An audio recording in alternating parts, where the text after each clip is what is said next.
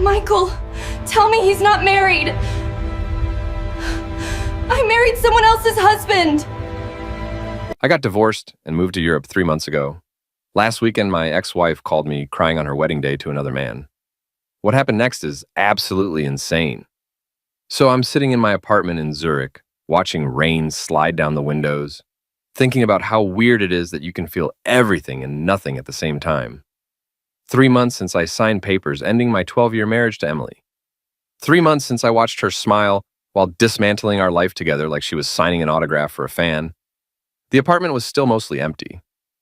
Some boxes, a chair, a mattress I'd bought from IKEA and assembled alone with 3 screws left over, but it was mine. The silence was mine.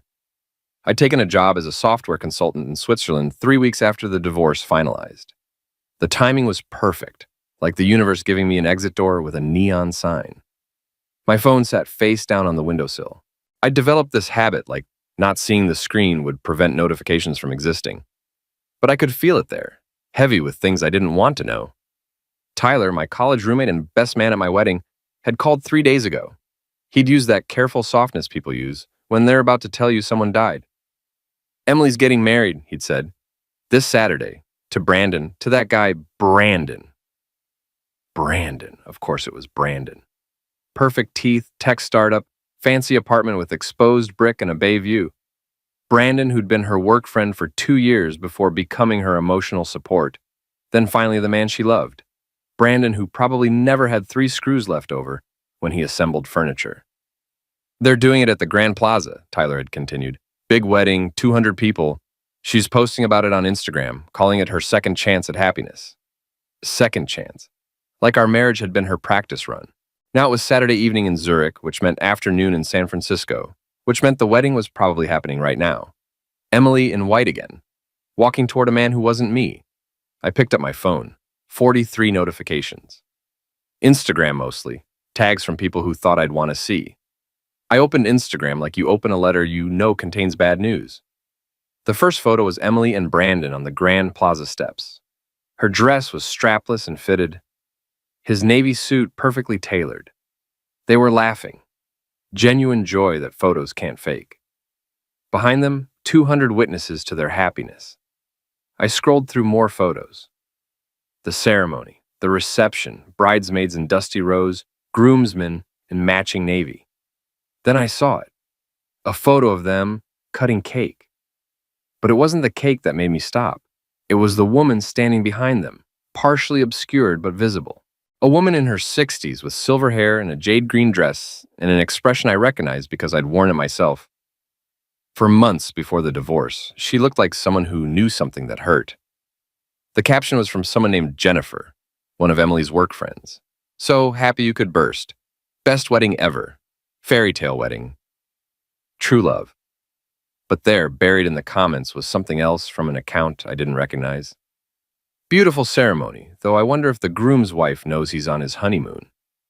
My breath caught. I clicked, but it had already been deleted, scrubbed from the record. But I'd seen it. Those words had been real. Then my phone started ringing. Emily's name lit up the screen. Emily, who hadn't called me once since the divorce. Emily, who'd communicated only through lawyers. Emily was calling me on her wedding day. I should have let it go to voicemail. But you know what car receipts are like? They're proof you paid for something. Sometimes you want to know exactly what you bought. I answered. Michael. Her voice was tight, strained. I need you to tell me something. Did you know about Brandon? Did you know? I had no idea what she was talking about. Emily, I don't know what you mean.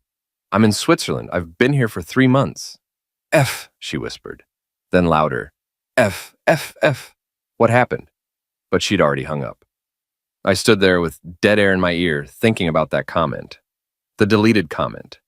The woman in the jade green dress. I wonder if the groom's wife knows he's on his honeymoon. Wife, present tense, not ex-wife. I opened my laptop and did what any software consultant would do. I started searching. Brandon Collins, San Francisco, tech startup. His LinkedIn company website, Twitter feed full of motivational quotes. Then, buried on page 3 of Google results, I found it. A Society page article from 2 years ago. A fundraising gala. The photo showed Brandon in a tuxedo, arm around a woman in a silver gown. The caption read, Brandon Collins, CEO of Next Gen Technologies, with wife Jessica Collins at the annual Innovation Gala. Wife Jessica Collins, 2 years ago. I searched more, found their wedding announcement from 4 years prior, photos of them at various events over 5 years, evidence of an entire marriage that had existed parallel to Brandon's relationship with Emily. My hands were shaking. I searched for divorce records. Nothing. No legal separations, no announcements. Then I found Jessica's Facebook page, privacy settings loose enough to see her profile photo from 3 weeks ago. Jessica smiling at the camera, wearing a wedding ring, standing in what looked like the same apartment Emily used to visit. Brandon Collins was still married, which meant Emily had just married a married man. Her fairy tale wedding was built on a lie that would unravel the moment anyone looked. My phone buzzed. A text from Emily. Call me back, please. I stared at those words. All the times I'd wanted to hear please from her during the divorce. Now she needed me. I could have ignored it. I'd earned the right to let her suffer alone. But here's the thing about being the person who got left. You know exactly how it feels to be abandoned when you need someone most. And you have a choice. You can become the thing that hurt you, or you can be better than that. I typed back, I'll call you in 10 minutes, but first, what did the guests say? The reply came almost immediately. She said Brandon's wife wants her husband back. Just like that, the story I thought I knew became something else entirely. I called her back. Michael, she answered before the first ring finished. Just my name. But the way she said it, breathless and desperate, told me everything. Tell me what happened, I said. She inhaled, shaky. The wedding was perfect. Everything went exactly as planned. The ceremony was beautiful. The vows were perfect. Brandon cried. I cried. Everyone cried. I waited. The reception was at the Grand Plaza Ballroom. 200 people, everyone we knew. The dinner was incredible. Filet mignon and Chilean sea bass, champagne that cost more per bottle than our entire wedding bar budget. Our wedding. She kept saying our wedding when she meant mine and hers. Everything was perfect until the speeches, she continued. Brandon's father went first, then my mom, then the best man, all normal. And then this woman stood up. I didn't know her. I'd never seen her before. She wasn't on the guest list. What did she look like? Older, 60s maybe. Silver hair, green dress, jade green. She walked up to the microphone like she had every right to be there. And she smiled. And she said, Emily's voice dropped to a whisper. She said, I'm Patricia Anderson, and I'm here on behalf of Jessica Collins, who couldn't attend today because she's home with the flu. Jessica wanted me to convey her congratulations and to remind Brandon that she'll be waiting for him when he returns from his honeymoon. As his wife of 4 years, she's very understanding about his extracurricular activities. The silence that followed must have been profound. 200 people in a ballroom, champagne glasses frozen, everyone processing what they'd just heard. What did Brandon do? I asked.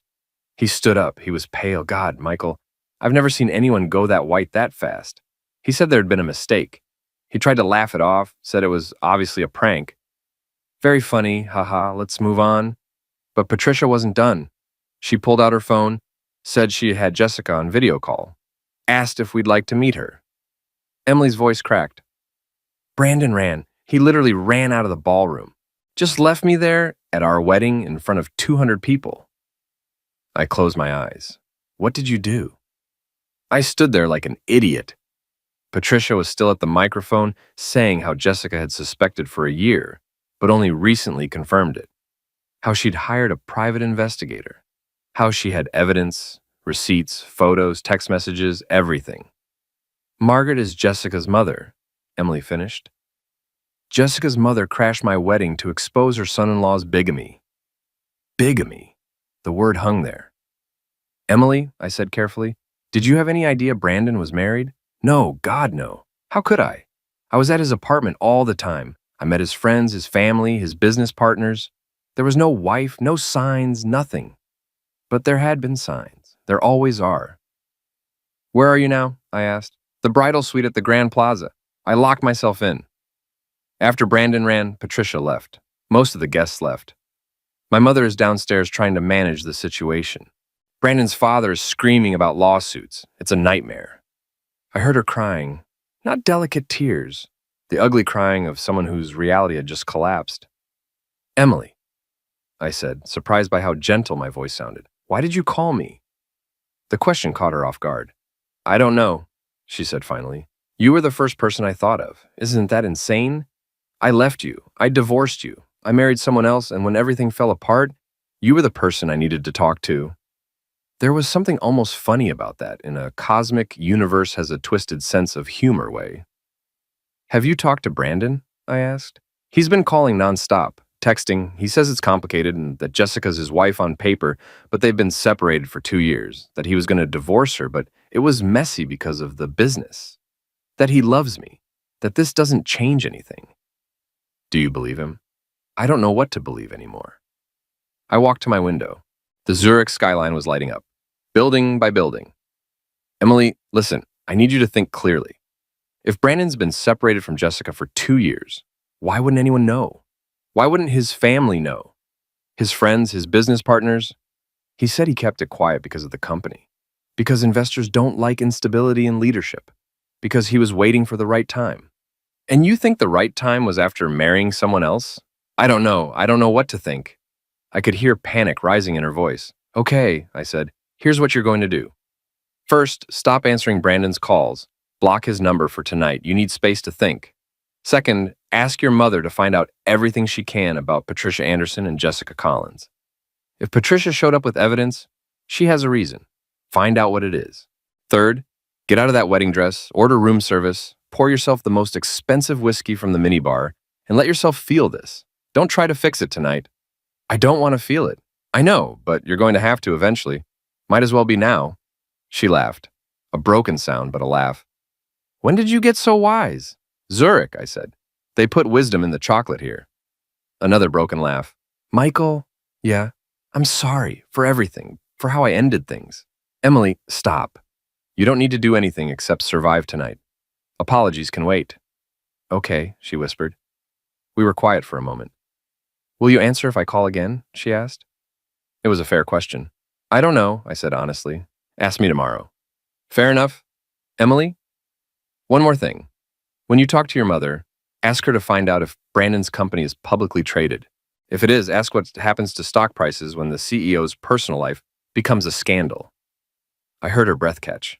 If Brandon had kept his marriage secret for business reasons, then exposing it publicly at a wedding in front of investors and business partners wouldn't just destroy his personal life.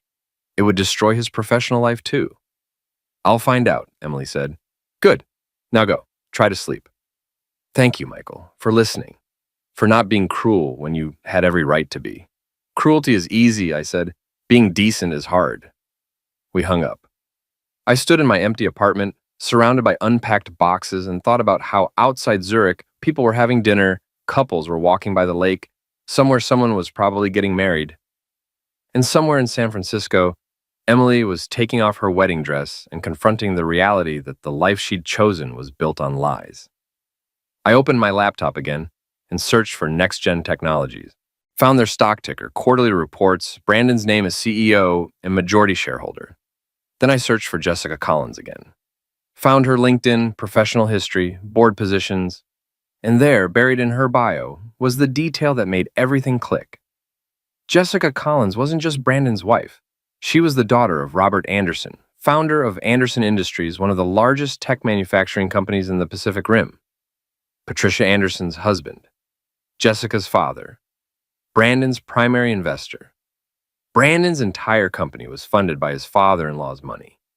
If Brandon divorced Jessica, that money would disappear, which meant Brandon had been trapped between a marriage he wanted to leave and a business he couldn't afford to lose. So he'd done what trapped people do. He'd tried to have both. He'd kept Jessica as his wife on paper, his business partner in reality, his connection to the money, and he'd kept Emily as his lover, his escape, his fantasy of a different life. Until Patricia Anderson decided enough was enough. I closed my laptop and thought about how we're all just characters in stories we don't completely understand, making choices based on incomplete information. Emily had called me because I was safe, because I was 7,000 miles away. Because she knew I'd been where she was now, standing in wreckage, trying to figure out what to do next. The difference was I'd been pushed. She'd jumped. And now she was learning what I'd learned, that the fall is the same either way. My phone buzzed, a text from Tyler. Dude, did you see Emily's Instagram? She deleted everything from the wedding. What the hell happened? I typed back, long story, call you tomorrow. Then I poured myself whiskey and sat in my chair with the mystery screws and let myself feel something I hadn't felt in 3 months. Not happiness exactly, not satisfaction, but maybe a sense that the universe occasionally balances its books. Sunday morning, I woke to 12 texts, 4 missed calls, 2 voicemails, all from Emily. The first text came at 2:47 a.m. my time, 5:47 p.m. in San Francisco. I took your advice, blocked Brandon, talked to my mom. You were right about everything. 3:15 a.m. She found Patricia's contact info, going to call her tomorrow. 3:33 a.m. Can't sleep. Keep thinking about all the times Brandon canceled plans, said it was work. Was he with her? With Jessica? 3:52 a.m. Found photos on Jessica's Facebook. She kept them public. There's one from last Christmas. Brandon in a Santa hat. Her parents' house. Big family gathering. He told me he was in New York for a conference. 4:20 a.m. I'm so stupid. I'm so damn stupid. The texts stopped. Then 7:15 a.m. Are you awake? I need to tell you something. I texted back, I'm awake. What is it? Can I call you? Give me 10 minutes. Need coffee first. I made coffee, strong this time, and called her back. Hey. Her voice was rough, exhausted. You sound terrible. I look worse. Did you sleep at all? Maybe 2 hours. I kept waking up thinking it was a dream, then remembering it was real. Did you call Patricia? I asked. This morning at 7 my time. I didn't think about whether it was too early. I just needed to know. And she answered like she was expecting my call. Emily moved, fabric rustling. She was nice, Michael. That's what I can't get over. She wasn't cruel or vindictive. She was kind, patient, like a teacher explaining something difficult. What did she tell you? Everything. Emily's voice dropped. Jessica and Brandon got married 4 years ago. Young love, whirlwind romance. Brandon had just started NextGen. It was basically him and a laptop. Jessica believed in him, so did her father. Robert Anderson put in the initial investment, $2 million, but there were conditions. Let me guess, I said. The marriage was one of them. Not explicitly, but close enough. Robert wanted to know his investment was tied to someone he could trust, someone connected by more than a business contract. So Brandon married Jessica, and Robert kept writing checks. The pieces were assembling themselves. When did it go wrong? I asked.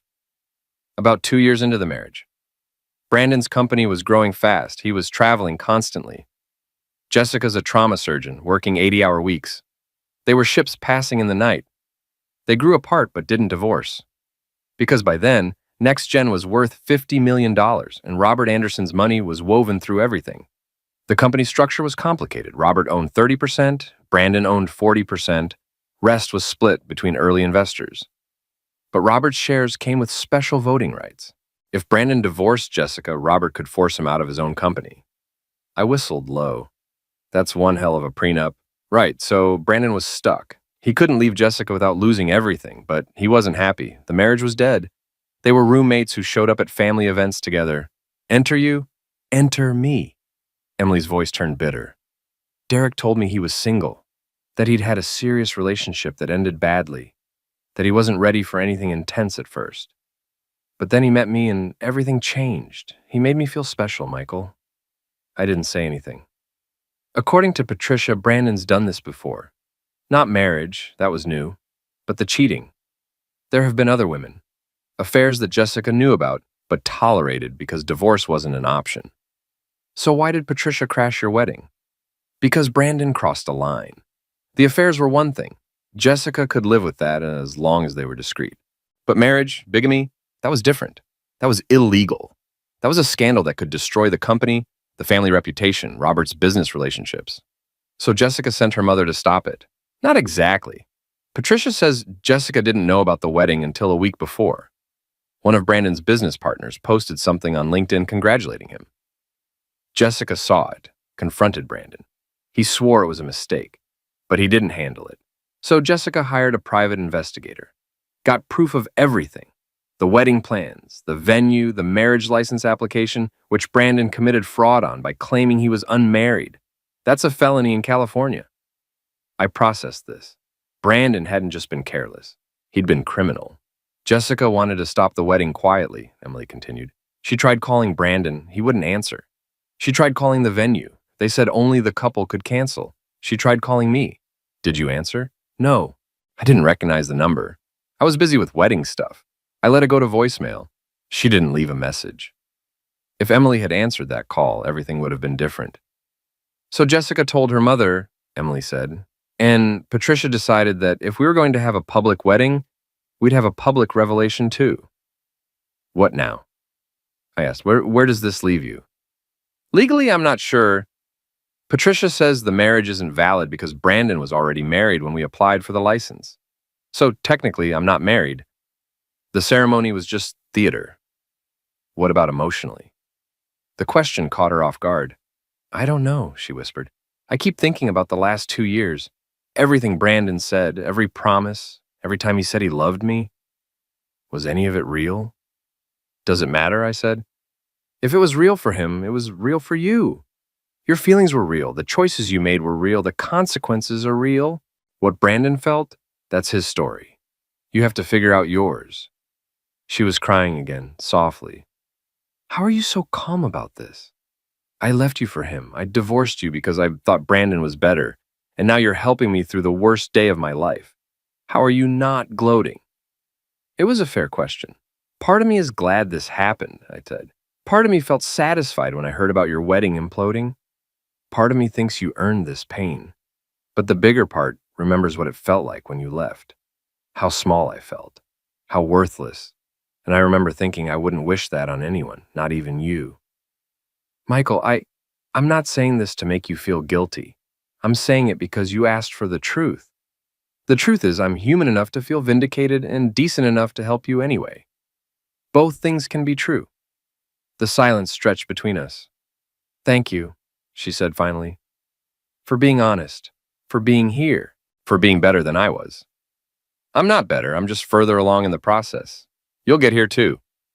We talked for a while longer about lawyers and damage control and how Emily would handle work. She was taking a leave of absence. By the time we hung up, the sun was fully up in Zurich. Monday morning, start of a new week. By Monday morning San Francisco time, the fallout truly began. I learned this from Tyler, who called me at 4:30 a.m. Zurich time. You need to see this, he said. Check TechCrunch, Forbes, Bloomberg. Brandon's getting eviscerated. I was already opening my laptop. What happened? Jessica went public. Full statement. Her lawyer released it Sunday evening. It's everywhere. The Forbes article loaded. The headline was brutal. Next Gen Technologies CEO Brandon Collins exposed. Marriage fraud allegations rock Silicon Valley. I read the article.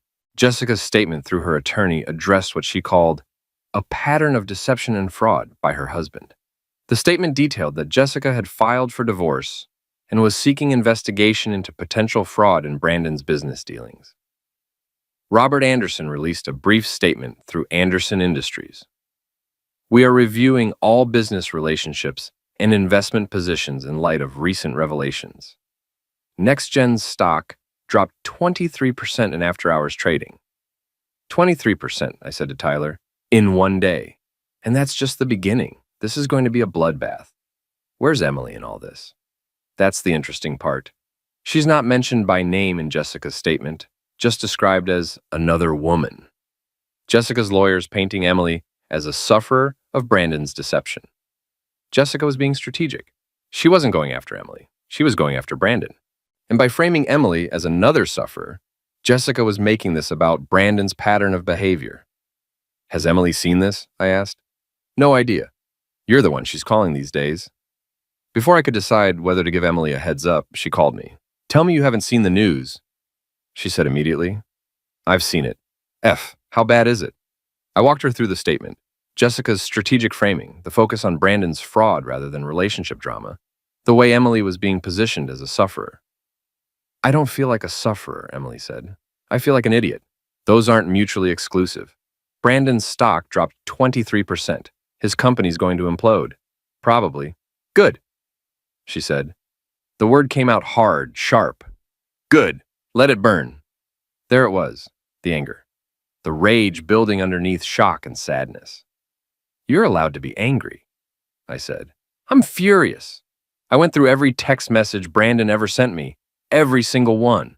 And you know what I found? Everything was a lie. Every I love you was a lie. Every I can't wait to build a life with you was a lie. Her voice was rising, getting louder. Years of controlled Emily cracking open.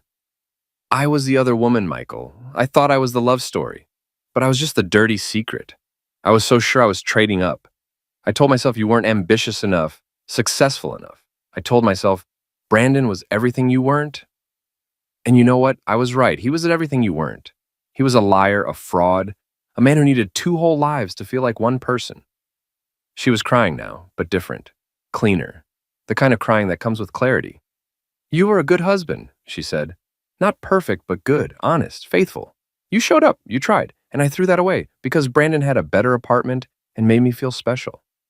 Emily, you don't have to. Yes, I do. You've been so kind to me. You shouldn't have been. You should have laughed, but you didn't. You helped me, and I need you to know, and I see that. I didn't know what to say, so I said nothing. My lawyer called this morning, Emily said, her voice calmer. The marriage isn't valid. Brandon committed fraud. So legally, I'm still Emily Chen, still divorced from you, never married to Brandon. The whole thing was theater. We talked about legal strategy, about how she'd handle the aftermath. Eventually, we said goodbye. After hanging up, I sat there thinking about how strange it was that I'd come all this way to escape my marriage's wreckage, only to find myself pulled back into Emily's. 3 weeks passed. Emily hadn't called. She'd texted occasionally, brief updates. She'd enrolled in a graduate program for counseling psychology. Moved to a smaller apartment, started rock climbing. Sent photos of herself looking more herself than I'd seen in years. I sent photos of Zurich, my completed apartment. Our messages were friendly, boundaried, healthy. I'd started seeing a therapist because Zurich takes mental health seriously. Work was good. I'd made friends. I was building a life. Then, on a Tuesday evening, my phone rang, a San Francisco number I didn't recognize. Is this Michael Chen? A man's voice, professional. My name is Robert Walsh. I'm an attorney with Walsh & Associates. I represent Dr. Jessica Collins in her divorce proceedings. My stomach dropped. Okay, how can I help? I'm calling because Derek Morrison has filed a lawsuit against multiple parties, including you. The words didn't compute. I'm sorry, what? Brandon Collins has filed a civil suit alleging defamation, tortious interference, and conspiracy. The named defendants are Dr. Jessica Collins, Patricia Anderson, Emily Chen, and you. I sat down. That's insane. I haven't done anything. Mr. Collins' lawsuit alleges that all 4 defendants engaged in a coordinated effort to destroy his reputation and business. He claims you specifically provided information to Emily that was used to turn her against him. That you conspired with Dr. Collins and her mother. That you bear partial responsibility for his bankruptcy. I actually laughed. The absurdity was breathtaking. That's not even remotely true. I was in Zurich when all this happened. I barely knew what was happening until after. I believe you, Mr. Chen, and this lawsuit is frivolous, but it's real, and you'll need representation. We talked for 20 minutes. He gave me attorney names, explained the timeline. After hanging up, I sat staring at nothing. Brandon was suing me for ruining his reputation. Emily called 5 minutes later. Did you get a call from a lawyer? 30 seconds ago. You? 5 minutes ago. Brandon is suing us. All of us. Did you hear what he's claiming? Conspiracy, defamation, complete fiction. This is going to cost thousands in legal fees to defend against a lawsuit we did nothing to deserve. I could hear panic in her voice. Emily, breathe. The lawsuit is frivolous. Any competent attorney will get it dismissed. But what if they don't? That won't happen. The facts don't support it. Brandon lied on legal documents. Brandon committed bigamy. The truth is on our side. The truth didn't stop him from filing. Call a lawyer. Let them handle it. Focus on your life, your program. Don't let Brandon pull you back into his chaos. You're right. This is just Brandon being Brandon. Get a lawyer. Let them deal with it. After we hung up, I called Tyler. You're not going to believe this. Brandon's suing you. How do you already know? Emily's lawyer called me. Wants to depose me about your whereabouts. I told them you were in Zurich being sad about your divorce, not orchestrating revenge plots.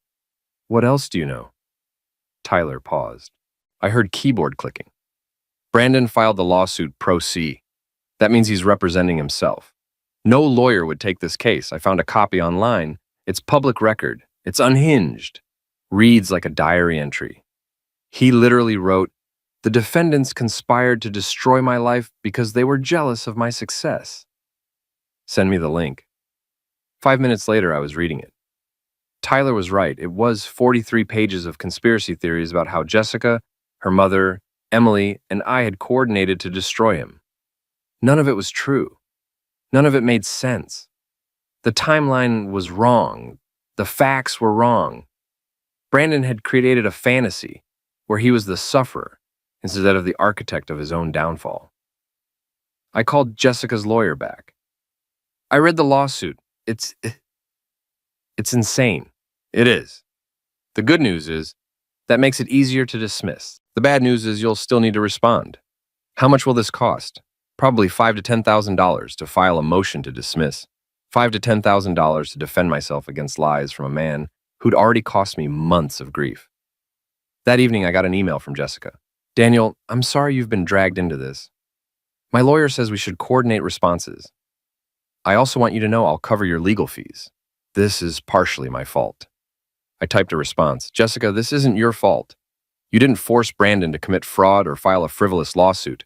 I appreciate the offer, but I can handle it. Let's coordinate the response and get this dismissed." Her response came an hour later.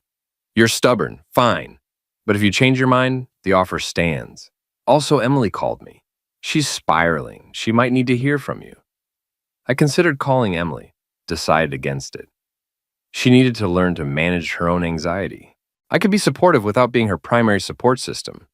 Instead, I researched California attorneys and sent consultation requests. Then I made myself tea and sat at my window looking out at Zurich. Tomorrow I'd deal with lawyers and lawsuits. Tonight I'd just be here. The lawsuit was dismissed in 6 weeks. 6 weeks of legal correspondence and depositions via video call from Zurich at ungodly hours. The judge's ruling was scathing. The court finds that plaintiff's complaint fails to state a claim. The allegations are not supported by facts, but by speculation and conspiracy theories. The plaintiff appears to be attempting to hold defendants responsible for consequences that resulted from plaintiff's own fraudulent actions. This lawsuit is frivolous and borders on vexatious litigation. Motion to dismiss is granted. Plaintiff is ordered to pay defendants' attorney fees. Brandon would have to pay our legal fees, about $40,000, money he didn't have, but the principle mattered. The judge had seen through Brandon's delusions. Emily called the day the ruling came down. "We won. The judge destroyed him." I saw. Do you feel vindicated? I feel relieved. Vindication would require caring more about Brandon than I do. Mostly, I'm glad it's over. "Amanda wants to celebrate," Emily said. "She's suggesting the 4 of us get together. Her mom, you and me. Some kind of survivor's party." I told her you're in Zurich, but she said she'd fly us to somewhere neutral. I considered this. The 4 people Brandon had tried to destroy gathering to celebrate his failure. There was poetic justice to it. "What do you think?" I asked. "Do you want to do that?" "I don't know. Part of me does. Part of me thinks it would be healthier to let this fade, but Jessica seems to think we need closure." "Then consider what you need. Not what Jessica needs, not what I need. What do you need?" She was quiet. "I think I need to see you, not romantically, but as proof that we can both be okay in the same room. Proof that we survived." "Okay," I said, "then let's do it, but somewhere warm." Emily laughed. "I'll tell her. She'll probably suggest something ridiculous." It ended up being Lisbon. Jessica organized everything. A boutique hotel, restaurant reservations, a weekend itinerary. We'd agreed to meet Friday at 7, dinner at 8. I flew from Zurich on a Friday in early March. Spring was arriving, bringing that quality of light that makes everything feel possible. I arrived first, checked in, stood on my balcony overlooking the Tagus River, thinking about how impossible this would have seemed 6 months ago. Emily arrived 20 minutes later. I was in the hotel bar when she walked in. She saw me, smiled, walked over. Hey, she said. Hey. We hugged, only slightly awkward. Progress. You look good, she said. Zurich agrees with you. You look different. Good different. I cut my hair, been climbing 3 times a week. Turns out anger is excellent motivation. We ordered drinks and talked while waiting for Jessica and Patricia. The conversation flowed easily, surprisingly. We talked about Emily's program, my work, the absurdity of Brandon's lawsuit. Jessica and Patricia arrived together, both carrying themselves with the confidence of women who'd survived scandal and emerged stronger. Introductions were made, handshakes, the slight awkwardness of meeting people you've only known through crisis. Over dinner, we talked around Brandon at first. Safe topics, travel, work, Lisbon's beauty. But eventually we circled back. It was Patricia who broached it. I think we should address the elephant in the room. Or rather, the absent man who brought us together, Brandon. Jessica looked at her mother. Do we need to? We can, Patricia said, but I don't think we will, not fully, not until we acknowledge what happened. Okay, Jessica said, then let's acknowledge it. Brandon lied to all of us. He manipulated situations, he hurt people, he faced consequences. The end. Can we move on? Can we, Patricia pressed. You're still angry, Jessica. Of course I'm still angry. He wasted 4 years of my life. He used my father's money. He humiliated me publicly. Yes, I'm angry, but I'm handling it. How? I asked. The question surprised me as much as it seemed to surprise Jessica. What do you mean? How are you handling the anger? What does that look like? Jessica studied me. I throw myself into work. I've been taking extra shifts. I signed up for Doctors Without Borders specifically because it's in a place with no internet. I'm literally going to a war zone to get away from my feelings. That sounds healthy, Emily said dryly. It's not, Jessica admitted. I know it's not. My therapist has pointed this out, but I don't know how else to handle it. I'm good at fixing broken bodies, terrible at fixing broken emotions. You don't fix emotions, I said. You just let them be there, let them exist. Patricia looked at me with approval. You've done that work, haven't you? I'm still doing it. It's not finished. But I'm better at sitting with discomfort now. Emily had been quiet. I've been angry too, she said. At Brandon, at myself. But underneath the anger, I think what I really feel is embarrassed. I fell for someone who was lying about everything. What does that say about my judgment? It says you're human, Patricia said. You trusted someone who presented themselves as trustworthy. There were no signs, Jessica said. Brandon was good at compartmentalization. I didn't know about you for 2 years, and I was married to him. Emily looked at Jessica. 2 women who'd both loved the same man, both been deceived. I'm sorry, Emily said quietly, for my part in your pain. I know I didn't know, but I still participated. I know, Jessica said. I accepted your apology months ago. They held eye contact, some understanding passing between them. What about you, Michael? Patricia asked. You were hurt before Brandon even entered the picture. How are you handling your anger? I thought about the divorce, the betrayal, the months of feeling inadequate. I'm not angry anymore, I said. At least not most days. Some days I wake up and remember everything, but mostly I just feel neutral. Emily leaving hurt. Emily leaving for Brandon hurt worse. But it also gave me permission to leave too, to build something new. I'm grateful for that. You're grateful I left you? Emily asked. Not grateful you left. Grateful for what came after. For Zurich, for the person I'm becoming.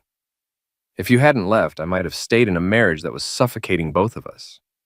You were brave enough to end it. I benefited from that bravery. Emily's eyes were wet. That's the kindest interpretation of what I did. It's just one way of looking at the same facts. Patricia raised her glass. To freedom, then, however we find it. We all raised our glasses, clinked them together, drank. The dinner continued. We talked about future plans, Jessica's fellowship, Emily's program, my potential permanent position in Zurich. We talked about everything except Brandon. He'd become irrelevant, a footnote. After dinner, we walked through Alfama. The narrow streets, the fado music, the yellow trams, the beauty of a city that had survived and remained defiantly beautiful. We ended up at a viewpoint overlooking the river, the four of us looking out at lights reflecting on water. "This is strange," Emily said. "The four of us here together." "Life is strange," Jessica said. "We make plans. The universe laughs. We adapt." "Or we don't," Patricia added. "Some people never adapt. They stay stuck, blaming everyone else. Like Brandon."